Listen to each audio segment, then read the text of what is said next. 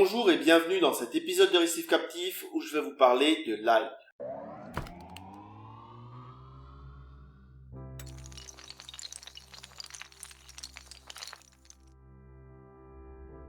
Quand on va sur internet, on a l'impression que l'ail sert absolument à tout.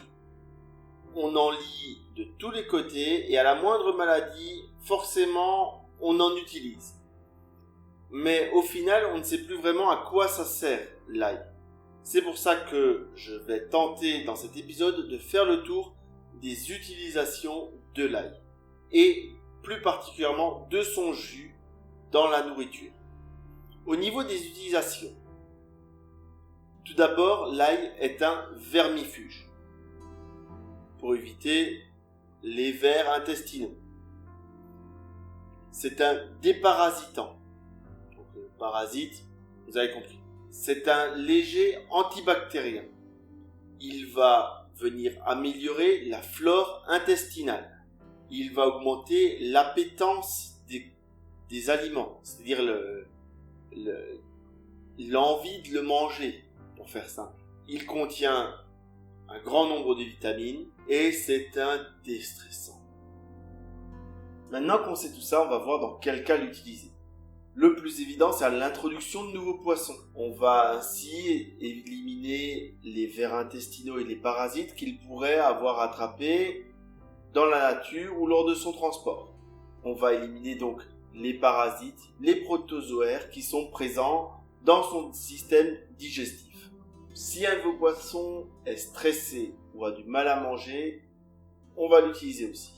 Dans le cas d'apparition de points blancs, on va l'utiliser pour faciliter la digestion des aliments.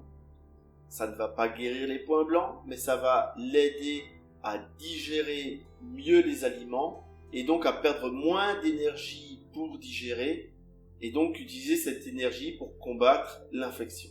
Au niveau de la recette, c'est plutôt simple. On va prendre une gousse d'ail, un mixeur, un chapeau chinois ou un tamis fin comme on a pour les artémias. Et enfin, un sac congèle ou bien un bac à glaçons. Attention à bien séparer les glaçons. Dans le pastis ou le ricard, ça passe pas bien l'ail. On va retirer la peau de l'ail, couper en morceaux, retirer la partie verte et on va le mixer. On va le mixer avec 300 ml d'eau. Alors j'ai tendance à mettre de l'eau osmosée, mais de l'eau douce ça va aussi. On va le mixer jusqu'à avoir une soupe plutôt homogène en termes de consistance. On tamise, on met dans un sac à glaçons ou dans des bacs à glaçons et au congélateur. Ça fait qu'ensuite on peut juste prendre une dose qui va nous permettre de traiter. Pour me simplifier la vie, j'utilise depuis peu de l'huile essentielle d'ail. C'est très fort, mais c'est très simple à utiliser. Je conserve ensuite ma fiole dans un bocal à confiture au frigo parce que ça sent très très fort et le bocal à confiture il suffit de l'ouvrir pour faire un petit malaise à l'ail. Ça sent très très fort. Connerie, j'aurais pas dû faire ça.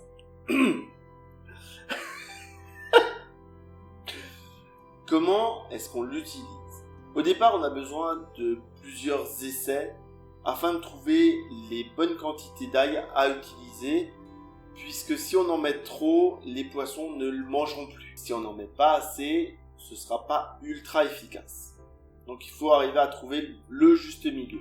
Pour le distribuer, on va prendre de la nourriture, c'est-à-dire des paillettes, des granules ou du congelé, et on va faire baigner avec l'ail. Et on va laisser imbiber. Ou on va venir, comme moi avec l'huile essentielle, mettre quelques gouttes d'ail dessus. On va distribuer et bien sûr on va surveiller qui mange. S'il recrache, c'est que c'est trop fort. S'il le mange, c'est gagné. Pour conclure, l'ail, ce n'est pas un médicament, c'est une aide. Il ne va pas guérir une maladie, mais il va faire en sorte que le poisson soit plus détendu, qu'il digère mieux et que tout son transit aille mieux. Et une fois que le transit va mieux, on a déjà gagné beaucoup. Et ça va permettre de plus à l'organisme du poisson de se défendre contre une maladie ou un parasite. J'espère que ça vous a plu et que vous en savez maintenant un peu plus sur l'ail et son utilisation. Et je vous dis à bientôt pour de nouveaux épisodes de Récif Captif.